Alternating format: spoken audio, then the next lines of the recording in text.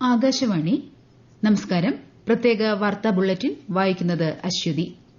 സ്വതന്ത്ര വ്യാപാര കരാറുമായി ബന്ധപ്പെട്ട ചർച്ചകൾ ഇന്ത്യയും ന്യൂസിലാൻഡും വിജയകരമായി പൂർത്തിയാക്കി. പ്രധാനമന്ത്രി നരേന്ദ്രമോദിയും ന്യൂസിലാൻഡ് പ്രധാനമന്ത്രി ക്രിസ്റ്റഫർ ലക്സണും ഇന്ന് നടത്തിയ ടെലിഫോൺ സംഭാഷണത്തിന് ശേഷമായിരുന്നു പ്രഖ്യാപനം.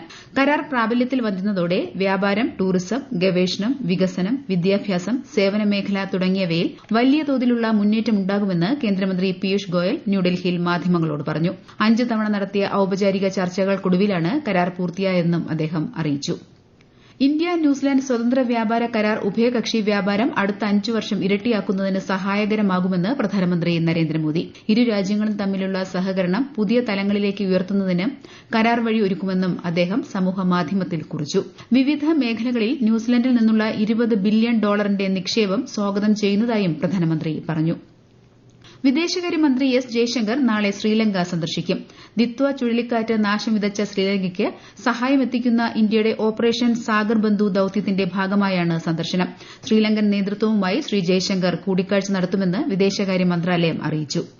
സാങ്കേതിക തകരാറിനെ തുടർന്ന് ഡൽഹി മുംബൈ എയർ ഇന്ത്യ വിമാനം ഡൽഹി വിമാനത്താവളത്തിൽ തിരിച്ചിറക്കിയ സംഭവത്തിൽ വ്യോമയാന മന്ത്രാലയം എയർ ഇന്ത്യയിൽ നിന്ന് വിശദമായ റിപ്പോർട്ട് തേടി. സംഭവത്തിൽ സമഗ്രമായ അന്വേഷണം നടത്താൻ ഡിജിസിഎയ്ക്ക് മന്ത്രാലയം നിർദ്ദേശം നൽകി. ടേക്ക് ഓഫിന് തൊട്ടുപിന്നാലെ വിമാനത്തിന്റെ എഞ്ചിൻ തകരാറിലാവുകയായിരുന്നു. യാത്രക്കാരും ജീവനക്കാരും സുരക്ഷിതരാണ്. സംസ്ഥാനത്ത് തീവ്ര വോട്ടർപട്ടിക പരിഷ്കരണത്തിന്റെ ഭാഗമായി കരട് വോട്ടർപട്ടിക നാളെ പ്രസിദ്ധീകരിക്കും. പട്ടികയിൽ പേരുണ്ടോയെന്ന് സമ്മതിദായകർ പരിശോധിക്കണമെന്ന് മുഖ്യ തെരഞ്ഞെടുപ്പ് ഓഫീസർ രത്തൻ യു കേൽക്കർ അറിയിച്ചു. കരട് വോട്ടർപട്ടിക സംബന്ധിച്ച പരാതികൾ ജനുവരി 22 വരെ voters.eci.gov.in എന്ന പോർട്ടലിൽ സമർപ്പിക്കാം. അതേസമയം കൃത്യവും സംശുദ്ധവുമായ വോട്ടർപട്ടിക തയ്യാറാക്കുന്നതിനായുള്ള SIR നടപടികളുടെ പൂർത്തീകരണത്തിനായി രാഷ്ട്രീയ കക്ഷികളുടെയും പൊതുജനങ്ങളുടെയും സഹകരണം വേണമെന്ന് കേന്ദ്ര തെരഞ്ഞെടുപ്പ് കമ്മീഷന്റെ special roll observer Aishwarya Singh പറഞ്ഞു. PV അൻവർ, CK ജാനു, വിഷ്ണുപുരം ചന്ദ്രശേഖർ തുടങ്ങിയവരെ അസോസിയേറ്റ് അംഗങ്ങളാക്കാൻ UDF ഏകോപന സമിതി യോഗത്തിൽ തീരുമാനിച്ചതായി പ്രതിപക്ഷ നേതാവ് VD സതീശൻ. UDFൽ ചേരാൻ മൂവരും സന്നദ്ധത അറിയിക്കുകയായിരുന്നുവെന്ന് അദ്ദേഹം എറണാകുളത്ത് വാർത്താസമ്മേളനത്തിൽ അറിയിച്ചു. തിരുവനന്തപുരം മെഡിക്കൽ കോളേജിൽ മസ്തിഷ്ക മരണം സംഭവിച്ച യുവാവിന്റെ ഹൃദയം എയർ ആംബുലൻസിൽ കൊച്ചിയിലെത്തിച്ചു. എറണാകുളം ജനറൽ ആശുപത്രിയിൽ ചികിത്സയിൽ കഴിയുന്ന നേപ്പാൾ സ്വദേശിനിക്കാണ് ഹൃദയവാൾവ് ദാനം ചെയ്യുന്നത്. ശസ്ത്രക്രിയ അല്പസമയത്തിനകം ആരംഭിക്കും. റബ്ബർ പാലിൽ നിന്ന് ഉയർന്ന ഗുണമേന്മയുള്ള പരിസ്ഥിതി സൌഹൃദ പെയിന്റ് നിർമ്മിക്കുന്ന നൂതന സാങ്കേതിക വിദ്യയുടെ ഔദ്യോഗിക ഉദ്ഘാടനം മന്ത്രി VN വാസവൻ നാളെ കോട്ടയത്ത് നിർവഹിക്കും. പുതുപ്പള്ളി ഇന്ത്യൻ റബ്ബർ ഗവേഷണ കേന്ദ്രത്തിൽ നടക്കുന്ന ചടങ്ങിൽ പെയിന്റ് നിർമ്മാണത്തിന്റെ സാങ്കേതിക വിദ്യയും മന്ത്രി കൈമാറും. പരിസ്ഥിതി സംരക്ഷണവും മനുഷ്യാരോഗ്യവും മുൻനിർത്തിയുള്ള ഈ ശാസ്ത്രീയ മുന്നേറ്റം റബ്ബർ കർഷകർക്കും വ്യവസായ മേഖലയ്ക്കും ഏറെ ഗുണം ചെയ്യുമെന്നാണ് പ്രതീക്ഷ. ക്രിസ്മസ് പുതുവത്സര ആഘോഷങ്ങളുടെ ഭാഗമായി സംഘടിപ്പിക്കുന്ന വസന്തോത്സവത്തിന് മറ്റന്നാൾ തിരുവനന്തപുരം കനകക്കുന്നിൽ തുടക്കമാകും. രാജ്യത്തിന്റെ വിവിധ ഭാഗങ്ങളിൽ നിന്നുള്ള 35,000 പൂച്ചെടികൾ ഇത്തവണ പുഷ്പമേളയിൽ കാണാനാകും. മേള അടുത്ത മാസം 4-ന് സമാപിക്കും. ഉത്സവകാലത്ത് ഫലപ്രദമായ വിപണി ഇടപെടൽ സാധ്യമാക്കുമെന്ന് മന്ത്രി GR അനിൽ. സപ്ലൈകോയുടെ ക്രിസ്മസ് പുതുവത്സര ഫെയറിന്റെ സംസ്ഥാനതല ഉദ്ഘാടനം തിരുവനന്തപുരത്ത് നിർവഹിക്കുകയായിരുന്നു അദ്ദേഹം. തിരുവനന്തപുരം, കൊല്ലം, പത്തനംതിട്ട, കോട്ടയം, എറണാകുളം, തൃശൂർ എന്നിവിടങ്ങളിലാണ് ഫെയറുകൾ നടത്തുന്നത്.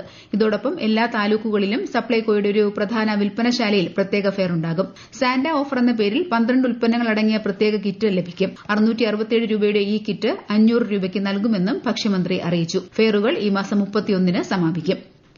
പാലക്കാട് വാളയാറിൽ ആൾക്കൂട്ട മർദ്ദനത്തെ തുടർന്ന് കൊല്ലപ്പെട്ട ഇതര സംസ്ഥാന തൊഴിലാളിയുടെ കുടുംബത്തിന് നീതി ഉറപ്പാക്കുമെന്ന് മുഖ്യമന്ത്രി പിണറായി വിജയൻ. പ്രതികൾക്കെതിരെ കർശന നടപടിയെടുക്കുമെന്നും അദ്ദേഹം അറിയിച്ചു. അതേസമയം മന്ത്രി കെ രാജനുമായി നടത്തിയ ചർച്ചയെ തുടർന്ന് മൃതദേഹം ഏറ്റെടുക്കാൻ കുടുംബാംഗങ്ങൾ സമ്മതിച്ചു. ആൾക്കൂട്ട മർദ്ദന കേസിൽ 5 പേർ റിമാൻഡിലാണ്.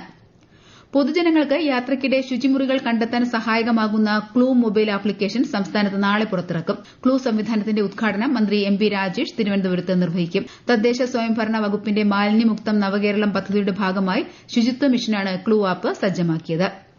പൊതുവിതരണ കേന്ദ്രങ്ങളിലൂടെ വെള്ള, നീല റേഷൻ കാർഡ് ഉടമകൾക്ക് ജനുവരി മുതൽ സ്പെഷ്യൽ അരി ലഭിക്കുമെന്ന് മന്ത്രി GR അനിൽ. 2 കിലോ വീതം ആട്ട 17 രൂപ നിരക്കിൽ വിതരണം ചെയ്യും. 6459 മെട്രിക് ടൺ ഗോതമ്പ് കേന്ദ്രം അനുവദിച്ചതിനെ തുടർന്നാണ് ഇത്. അർഹരായ കുടുംബങ്ങൾക്ക് മുൻഗണനാ കാർഡുകൾ ലഭ്യമാക്കുന്നതിനായി അപേക്ഷ സമർപ്പിക്കാനുള്ള കാലാവധി ഈ മാസം 31 വരെ നീട്ടിയിട്ടുണ്ടെന്നും മന്ത്രി പറഞ്ഞു. പ്രത്യേക വാർത്താ ബുള്ളറ്റിൻ കഴിഞ്ഞു. അടുത്ത വാർത്താ പ്രക്ഷേപണം വൈകുന്നേരം 6:30-ന്.